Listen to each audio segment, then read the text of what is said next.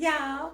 Welcome to Adrice's Kitchen 69 today, where she's gonna fry you up some chicken wings. Yes, in the air fryer.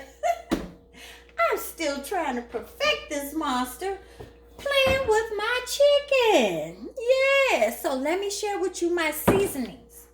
Of course, some Sneevy Love That BBQ spice because it has all the seasonings you need in there. I'm going to shake a little more cayenne pepper because we do like it spicy hot. This is going to be a secret ingredient. Lemon pepper seasoning. Yes, I'm trying to get this taste that I had at this restaurant. They tasted so good. It had a little lemon pepper flake taste to it, you know. Take 1 tablespoon of olive oil.